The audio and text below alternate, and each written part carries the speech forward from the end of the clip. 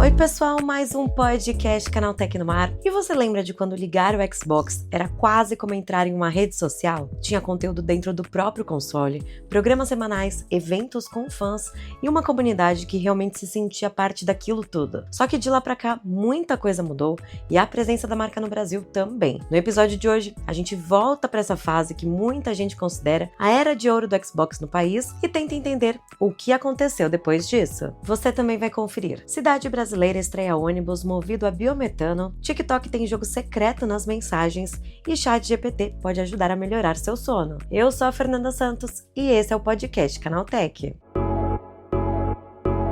Bora entrar no tema do episódio? O repórter Diego Corumba conversa com Nelson Alves Jr., ex-editor da revista oficial do Xbox no Brasil e ex-diretor do Inside Xbox, um dos principais responsáveis por aproximar a marca da comunidade brasileira durante a época do Xbox 360.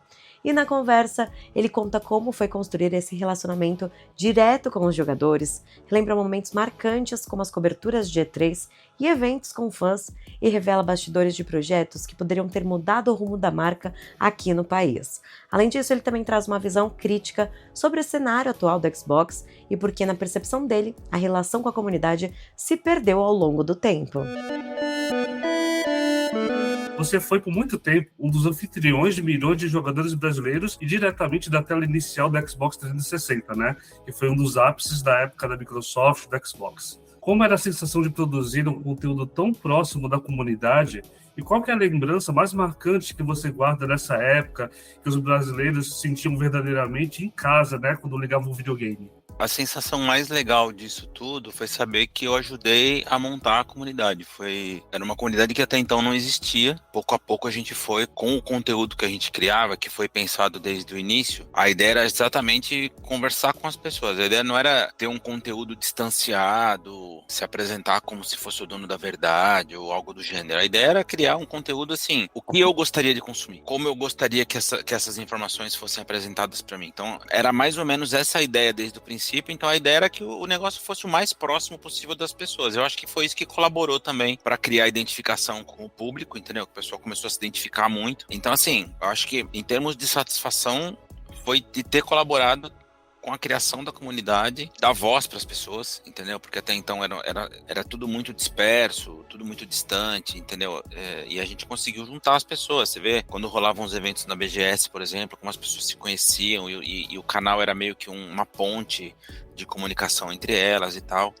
E a gente sempre se colocou de igual para igual com as pessoas, assim, com quem assistia, com quem consumia e tal. Era sempre uma ideia de tipo, cara, eu jogo, entendeu? Eu tô no mesmo nível que você, então a gente pode conversar numa boa, não tô acima, não, entendeu? Não tem estrelato, não tem aquela coisa inatingível. Nunca foi essa a ideia, de que as pessoas deveriam receber o conteúdo mais robusto possível, dentro das condições, evidentemente, que nós tínhamos para produzir, em especial quando acontecia a E3, porque era um momento em que, cara, pra quem gosta de videogame, a E3 era uma espécie de Copa do Mundo. Então, assim, a gente tinha muita preocupação, e eu batia muito na tecla disso com a Microsoft, que assim, cara, a gente tem que tentar fazer o melhor possível, o mais rápido possível, e entregar de preferência no mesmo dia. Ainda que haja um fuso horário absurdo com Los Angeles e São Paulo, a gente tem que dar um jeito. E a gente conseguia fazer isso, a gente conseguia fazer, por exemplo, a entrada ao vivo da E3. Então, assim, era uma coisa inimaginável para aquele momento, falando, por exemplo, de uma empresa de videogame que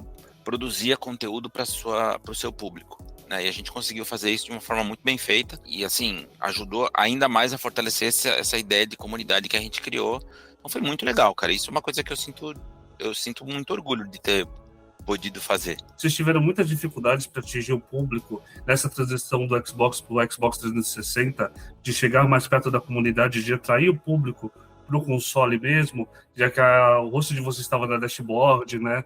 Já que vocês queriam dar voz aos anúncios, aos jogos que estavam sendo lançados. Sentiu nesse início um grande desafio ou você acha que foi aos poucos que isso foi se construindo de uma forma sólida? O Inside foi parte disso, mas não foi a única engrenagem. Era um sistema gigantesco. Eu acho que boa parte desse mérito das pessoas terem passado a conhecer e consumir mais o Xbox tem mérito muito da própria Microsoft, que se esforçou em trazer o console para o Brasil, que foi uma empresa que começou a trazer jogos legendados, depois jogos dublados, quer dizer, foi uma empresa que pavimentou aquilo que para hoje a gente vê e acha que é tudo muito normal, muito natural, naquele tempo não era normal. Né? Você falar em jogos nacionais, jogos legendados em português, era uma coisa completamente fora da caixa. Então, acho que muito do mérito tem a ver com isso também, deles terem enxergado o mercado de uma forma que até então não se enxergava, né? E aí, claro, você oferece um produto nacional, você oferece um jogo localizado, você oferece um conteúdo bacana para as pessoas, você tem um suporte nacional, uma garantia que funciona, etc, etc, etc. É um conjunto da obra que, e assim, naturalmente as pessoas foram virando os olhos e prestando mais atenção naquele produto. E quando a gente viu, né, o derradeiro fim do Inside Xbox, de outros conteúdos locais, tanto no dashboard quanto na toda a mídia, né, isso deixou muitos fãs órfãos. Olhando de dentro, como vocês perceberam essa mudança de prioridades naquela época? Foi um movimento natural de transição de gerações, de consoles, né? Naquela época do 360 para Xbox One e hoje foi do Series, né? Ou você acha que foi uma diretriz global que acabou distanciando a marca da produção de conteúdo estritamente regional? As pessoas com quem eu lidei até aquele momento, dentro da Microsoft, elas eram muito solistas, muito preocupadas em que a marca tivesse, de fato, um conteúdo legal e que conversasse com a comunidade, porque, na verdade, qual que era, no fundo, a função disso? Você manter as pessoas engajadas constantemente com a tua marca, entendeu? Cientes de tudo aquilo que estava sendo produzido e distribuído no mercado, você naturalmente mantém o teu consumidor sempre aquecido. Então, grosso modo, é isso. E assim, até então, Renato, Thiago, e, enfim, aquela galera toda com quem eu trabalhei bem próximo, eles tinham essa visão e eram muito preocupados com isso. Depois que teve a troca da equipe de Xbox no Brasil, tenho a impressão que aquelas pessoas, elas não enxergavam o conteúdo dessa forma, eles não viam a importância ou a necessidade de aquilo funcionar, tanto é que nesse período de transição, eu nunca tinha falado isso pra ninguém, mas eu vou contar agora, porque eu também não tenho absolutamente nenhuma relação com eles. Nós havíamos proposto, entre outras coisas, né? A gente sempre trouxe muita ideia e com o objetivo de não só manter, mas crescer. A gente tinha proposto, e era um projeto muito legal, de criar transformar o Inside Xbox, que era um programa semanal, num Xbox TV, que seria uma grade diária de conteúdo, né? Então, assim, a gente tinha uma série de programas, uma coisa muito legal, montamos vinheta, era um projeto bem robusto, bem legal. Nem na sede gringa tinha, na verdade, alguma coisa parecida, entendeu? Então, era assim, era um negócio meio querendo dar um passo grande, eu diria, mas que era viável de ser feito, entendeu? Mas o pessoal daqui enxergou que não era necessário, né? Tanto que, assim, depois que a gente parou de produzir o Inside, eu acompanhei pouco, mas eu vi que, tipo, tiveram algumas mudanças, tentaram manter de alguma forma ali, mas o negócio não teve uma vida muito longa, né? Na verdade, eu acho triste, entendeu? Porque, assim, pra você construir demora muito tempo, mas pra você destruir é, tipo, de um dia pro outro, né? E é isso, assim, vez ou outra, tem um pessoal que me manda mensagem dizendo que sente saudade, que gostaria que tivesse de novo, etc e tal. Sério, se dependesse de mim, eu nunca teria terminado, né? Mas eu era só um executor. E eu vi que na comunidade do Xbox isso cresceu de uma forma absurda. Virou realmente uma comunidade unida que permanece até hoje, né? Mesmo com os tropeços, né, que a gente vê, algumas naturalmente coisas, eles continuam unidos ali, falando bem do videogame, defendendo as marcas, as franquias. Você acha que com todo esse conjunto que veio desde o Inside Xbox, as revistas, o apoio da comunidade, isso ajudou a pavimentar o que muitos consideram que foi a era de ouro da comunidade Xbox no Brasil, que é a proximidade dos eventos locais? E como você vê essa bagagem, a visão de mercado que vocês têm hoje, a atual relação da marca com os jogadores brasileiros em relação ao que vocês tinham naquela época e o que vocês realizavam? Sim, eu acho que foi um momento mais intenso e mais rico que a marca teve aqui no Brasil, disso não tenho a menor dúvida, e não é porque eu fazia o Inside Xbox, não, é porque, entre outras coisas, também havia o Inside Xbox, entende? Sim. A marca se preocupava com uma série de questões. Tinha lançamento de jogo, sempre eles faziam questão de convidar a gente da comunidade, as pessoas participavam ativamente, não era só um lançamento frio, que colocava lá meia dúzia de jogo na gôndola da loja e é isso. Não, tinha sempre um executivo ali para conversar com as pessoas, tinha gravação de programa na hora, a gente batia papo com as pessoas, enfim, era uma interação muito legal, de forma que as pessoas se sentiam parte daquele evento. Seja ele um lançamento de jogo, seja uma feira, seja lá o que fosse. Né? Tinham eventos específicos para a comunidade, por exemplo, teve o Halo Bootcamp, sabe, que foi uma coisa muito legal, que chamaram os fãs de Halo e cara, foi um evento gigantesco, que as pessoas, feito especificamente para a comunidade, sabe? Então, assim, não era o tipo de coisa que se via no Brasil. As empresas de jogos nunca tiveram essa preocupação aqui. Então, sem dúvida nenhuma, para quem gostava da marca, para quem jogava Xbox e tal, foi de longe a melhor época. O que eu vejo hoje é que meio que tá largado as moscas, né? Assim, falando bem em português claro, para quem gosta, por exemplo, eu gosto muito de disco físico. Não se encontra mais disco físico. Então, assim, depende 100% de digital. Não tem um evento sequer. Eu nem sequer sei quem é que cuida de Xbox aqui no Brasil, porque você não vê mais ninguém que se pronuncia, que dá a cara a tapa, entendeu? Então, assim, é uma coisa meio obscura. De verdade, te falando, como é que funciona hoje aqui no Brasil? Não sei. Eu não sei se é só uma questão de manter um escritório para dizer que tem. É uma pena, eu acho lamentável, mas, enfim, aí fica só uma lamúria de quem gosta ainda, entendeu? De quem gostaria de ver esse negócio funcionando direito, como sempre funcionou. Mas aí eu não sei se veio de cima a ordem ou se foi só mudança de estratégia. Não dá para saber, né? Aquilo que eu te falei, fatos a gente não tem acesso.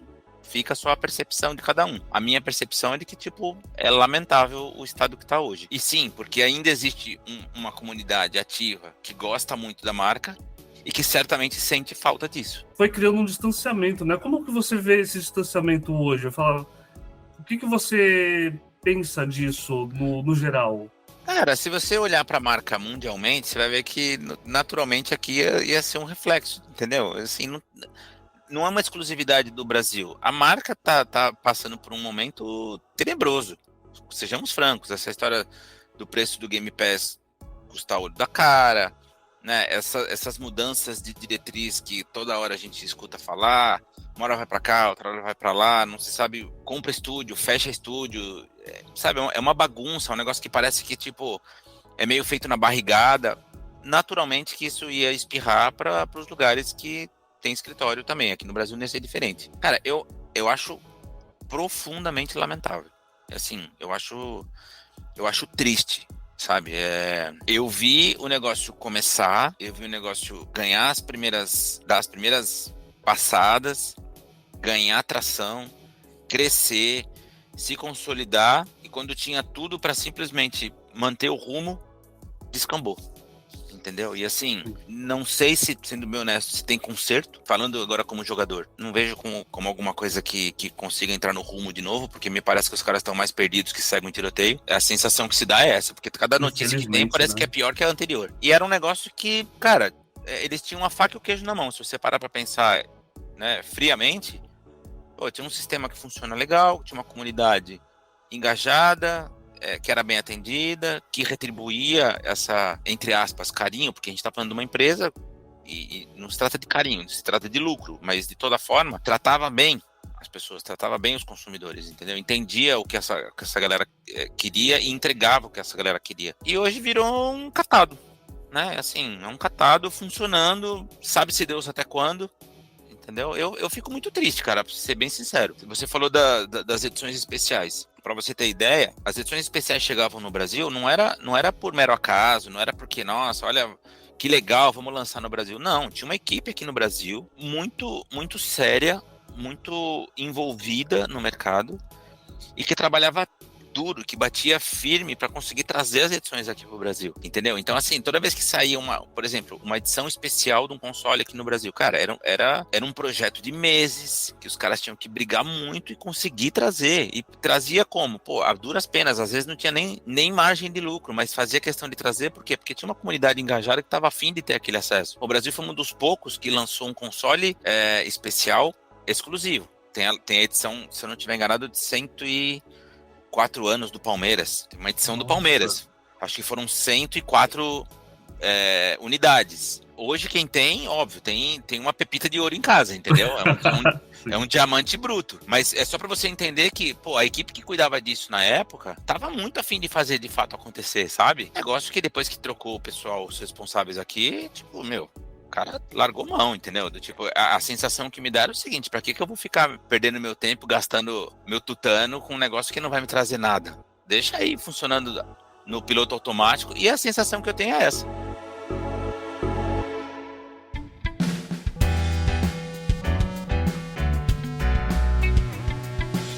E vamos agora para o giro de notícias.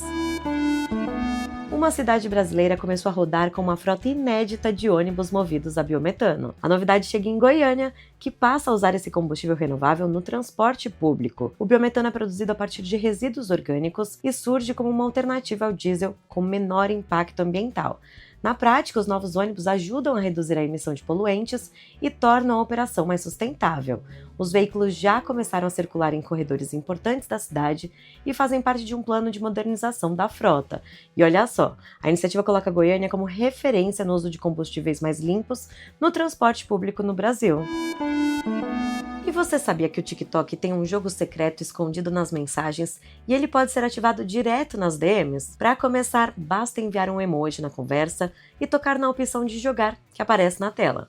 O minigame é simples. Você controla um personagem deslizando o dedo e precisa pular sobre jacarés para subir o máximo possível. Alguns jacarés servem de apoio, mas outros, como os de esqueleto, fazem você perder na hora. Também existem itens que ajudam a ganhar impulso e avançar mais rápido.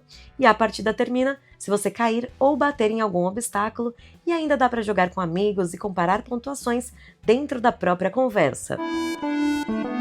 E você está com dificuldade para dormir? O ChatGPT pode ajudar pelo menos a organizar sua rotina.